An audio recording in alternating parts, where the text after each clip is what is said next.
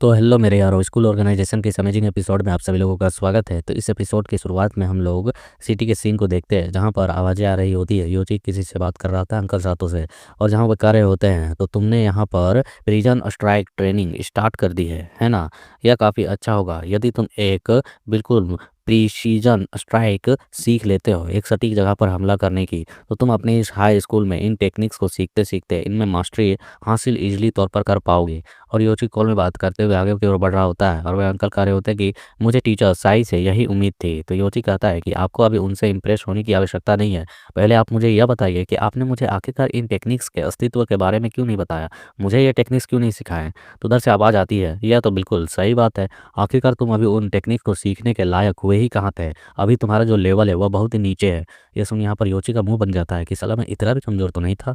और हम देखते हैं अंकल कह रहे होते हैं कि तुम्हारा एक मजबूत बेस बनाना सबसे पहला एम होना चाहिए, क्योंकि बिना बेटर बेस के तुम लापरवाही करोगे ट्रेनिंग्स को, उन टेक्निक्स को सीखने में, जिसके वजह से तुम्हें कोई खास मुनाफा नहीं होने वाला है। इसलिए सबसे पहले अपने बेस को मजबूत करो।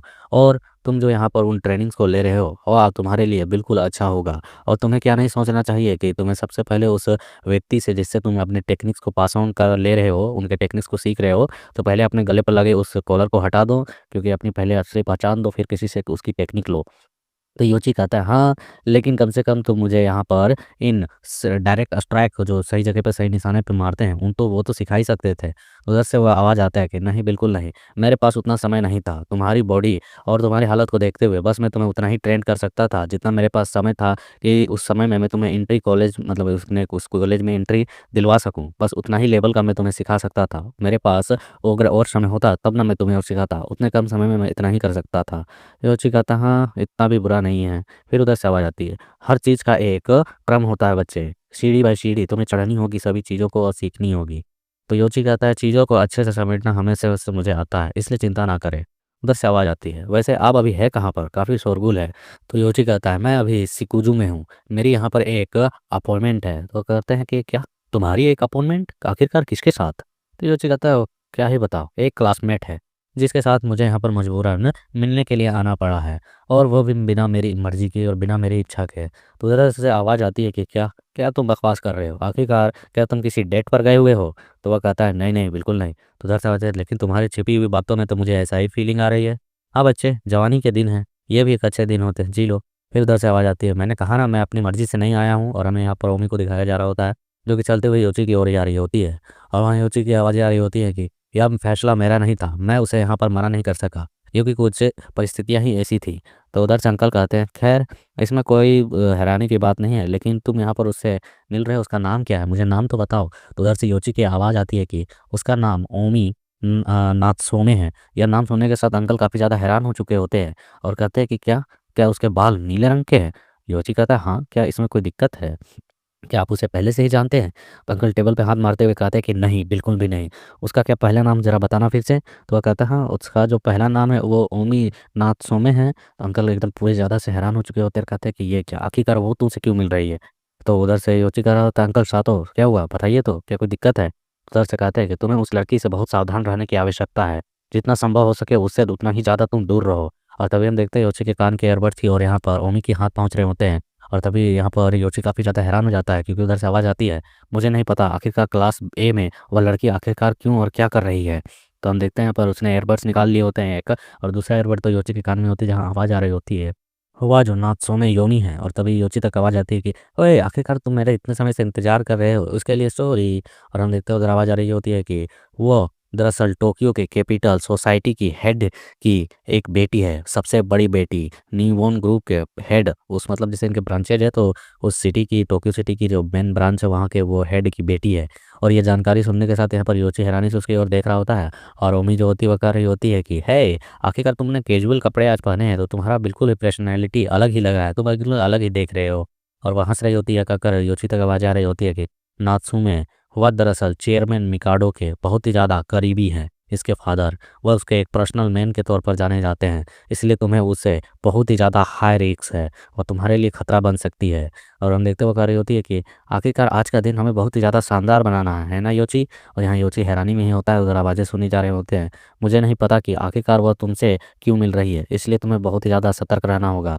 और तभी हमें यहाँ पर रेस्टोरेंट का सीन दिखाया जाता है जहाँ टेबल पर खाने रखे हुए होते हैं और वह कह रही होती है कितना ज़्यादा अच्छा लग रहा है ना। और वह काफ़ी इधर उधर करके घूम घूम कर फोटो उसके ले रहे थे, क्लिक कर रहे होते लड़कियों की जो नॉर्मल सी आदत होती है। और वह कहती है कि एक मिनट रुको, मुझे पहले से ही एक तस्वीर लेने तो दो, या एक भी अच्छी नहीं आई है, थोड़ी सी और अच्छी आनी चाहिए। एक सेकंड एक सेकंड। और योची से बस फोटोज़ लेते हुए देख रहा होता है। वह कहती है चलो अब खाते हैं। और वह खाना स्टार्ट करती है, चाउमीन वगैरह। और वह खाते हुए कहती है वाह, यह कितने ज़्यादा मसालेदार अच्छे खाने हैं। मैं हमेशा से यहाँ पर सिर्फ हाई प्रोटीन वाले खाना खाती हूँ, जिसकी वजह से स्वाद उनमें बिल्कुल भी नहीं होता है। और ये मसालेदार खाने बहुत दिनों के बाद खाने के बाद मुझे अच्छे लग रहे हैं। और यहाँ योची उसके साथ शांति से बैठा हुआ होता है, खा रहा होता है, घूम भी रहा होता है। और वो अपनी बातें मन में बता रहा होता है कि मैंने अंकल सातों की सारी बातें सुनने के बाद मैं इससे काफ़ी ज़्यादा सतर्क था, लेकिन पूरा दिन यहाँ पर नॉर्मल कैजुअल तरीके से ही बीत रहा है। खेल कूद, खरीद बिक्री, मतलब कि कुछ कुछ चीज़ों को खरीदना, इधर उधर घूमना, शहर में दारू पिए लड़कों को लड़ते हुए देखना, और फिर से खाना खाना। और हम लोग देखते हैं यहाँ पर योची कह रहा था ओए आखिरकार मेरा पास्ता का प्लेट कहाँ गया। और मम्मी कह रही होती है वाह वह पास्ता काफ़ी ज़्यादा अच्छा था। और वह फिर कहता है उधर से कि लेकिन तुम इतनी जल्दी जल्दी कैसे खाती हो। और ये कहती एक मिनट रुको, आखिरकार खेल अब शुरू होगा। और वह कहती है हाथ उठाते हुए मुझे यहाँ पर ऑर्डर देना है, जब मेरा पेट भर जाता है तो उसके बाद हमें मीठा खाना चाहिए। और उधर से वेट्रेस कह रही होती है हाँ आपके टेबल पर रखा हुआ है, उससे ऑर्डर कर सकते हैं। तो हम देखते हैं टेबल पर एक टेबलेट रखा हुआ होता है जिसमें काफ़ी सारे खाने दिख रहे होते हैं मीठे मीठे। और वह कह रही होती है हाँ ये कितने अच्छे अच्छे केक हैं, मुझे इनमें से किसे ऑर्डर करना चाहिए। और योची कह रहा होता है क्या ये कैपिटल सोसाइटी की हेड की बेटी है और ये मेरे साथ इस तरीके से घूम रही है। ज़रूर कहीं उनसे कोई गलती तो नहीं हुई ना? वह इस तरीके से क्यों ही घूमेगी मेरे साथ? नहीं, लेकिन ये स्पष्ट रूप से तो थोड़ी-सी लगती ही है, क्योंकि इसने जो जानकारियाँ निकाल के दी है और उसको सब निकालना इसके लिए मुश्किल नहीं होगा। अगर उसके पिता कैपिटल के इस न्यूमॉन ग्रुप के हेड है, तो वह सारी जानकारियाँ इसे आसानी तौर पर मिल सकती है। और रोनी तो अपने ही मगन में होती है, फ़ोटो लेते हुए कह रही होती है, यह जगह तो देखो, ये कितना ज़्यादा खूबसूरत लग रहा है ये जग। बिल्कुल अच्छे तरीके से भरा हुआ है, लाजवाब, एकदम शानदार। और वह फिर कहती है कि ओए! आखिरकार तुम यहाँ पर क्या कर रहे हो? तुम यहाँ इसका एक टुकड़ा भी नहीं खाना चाहोगे? तुम सचमुच में ना सीरियस हो ना? फिर बाद में मुझे मत मँगवाना, मुझसे मत ऑर्डर करवाना। तो वह कहती है हाँ, वह योची कहता है हाँ ठीक है, मुझे मीठा उतना ज़्यादा पसंद नहीं है, लेकिन मेरा पास्ता। और फिर वहाँ से आवाज़ आती है सच में? अगर ठीक है, बाद में मँगवाए तो मैं तुम्हें बहुत ज़्यादा पीटूँगी। और फिर हम देखते हैं कि इसी तरीके से शाम हो चुकी होती है और योची इसके साथ चलते हुए बाहर की ओर जा रहा होता है, जहाँ वो कह रही होती है उम्मी की आखिरकार तुम्हारे परिवार में कितने लोग हैं? तो और वो कहती है वैसे हम एक-दूसरे के बारे में बताएँ तो हम ज़्यादा ही और भी ज़्यादा करीब आ जाएँगे, है ना? इसीलिए हमें एक-दूसरे के बारे में और भी ज़्यादा जानना चाहिए। मुझे बताओ आखिरकार तुम्हारे पास किस-किस तरह के फैमिली मेंबर्स हैं? तभी योची कहता है कि मेरे परिवार में कोई नहीं है, सब मर चुके हैं। ये सुनकर ही वह जम जाती है और वो कहती है ओह! मुझे माफ़ करना, मैंने तुम्हें उनकी याद दिलवा दी। तो वह कहता है कि नहीं चिंता मत करो, उन्हें मरे हुए काफ़ी समय हो चुका है। अब मुझे उनसे इतना भी ज़्यादा याद करके कुछ ख़ास फ़र्क नहीं पड़ता है। तो वो कह रही होती है फिर भी। और हम इधर एक बंदे को सिगरेट पीते हुए देख रहे होते हैं जो इन्हीं की ओर देख रहा होता है। और वहाँ आवाज़ आ रहे होते मैंने तुम्हें थोड़ा-सा तो दुःख पहुँचाया है। तभी इन तक आवाज़ आती है इन दोनों तक की, ओए! आखिरकार कैपिटल सिटी तुम यहाँ पर क्या कर रही हो? और ये कहकर उसने यहाँ पर ओमी को बुलाया होता है। और यहाँ पर योची ये सुनकर हैरान होता है, वहाँ पर आवाज़ आ रही होती है आखिरकार तुम यहाँ पर क्या कर रही हो?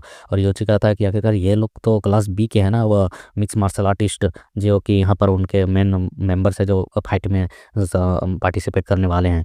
और हम देखते हैं बंदा जो होता है अपना सिगरेट बुझाते हुए कह रहा होता है, इसका नाम जिन है। और कहता है कि यह तो काफ़ी अच्छा कोइंसिडेंट है जो हम यहाँ पर मिल गए तुमसे।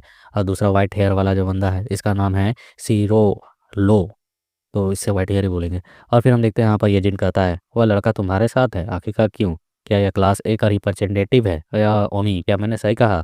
और योची कह रहा होता है कि यह बहुत ही ज़्यादा इंपॉर्टेंट बात नहीं है, मेन बात यह है कि इसने अभी इसे कैपिटल सिटी कहकर बुलाया, आखिरकार क्यों? तो फिर हम देखते हुए बंदा इसके ओर देखते हुए कहता है कि ओए! आखिरकार दाखिला लेते ही तुम यहाँ पर लड़कियों के साथ घूमना स्टार्ट कर चुके हो।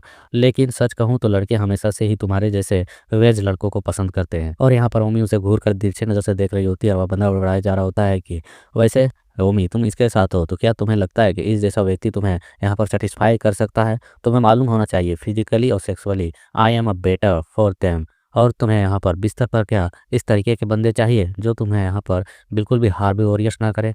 तो हम देखते हैं यहाँ पर वह व्हाइट हेयर कहता है ओए भाई तुम्हें मालूम है ना वह तुम्हें नज़रअंदाज कर रही है, तुम्हें नज़रअंदाज किया जा रहा है। ये बंदा सुनकर कहता है क्या?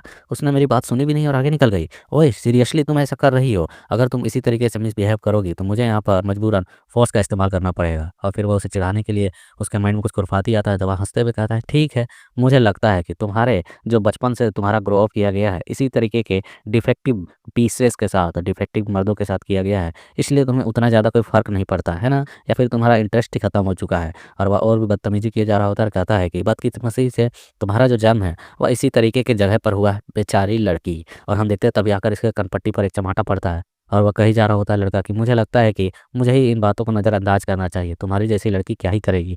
बट हम देखते हैं यहाँ पर ओमी को मतलब इरिटेशन वाली फेस बना रही होती है, क्योंकि उस बंदे ने यहाँ पर इसके हाथ को बीच में ही रोक लिया होता है और वह कहता है कि दैट एक्सप्रेशन, तुम्हारा जो ये एक्सप्रेशन है यह सचमुच में मुझे काफ़ी ज़्यादा खुश कर रहा है। इतनी हताश से भरी हुई लेकिन थोड़ी सी गर्म। अगर तुम्हें यहाँ पर किसी को दोष देना है तो तुम्हें अपने किस्मत को दोष देना चाहिए, ना कि मुझे।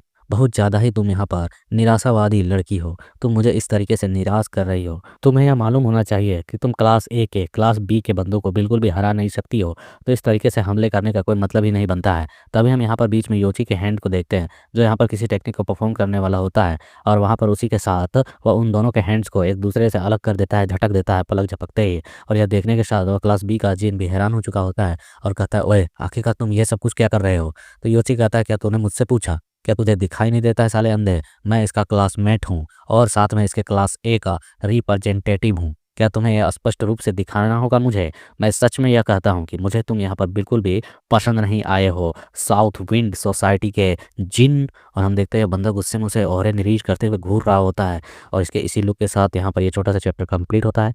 So like share comment and your support for next episode.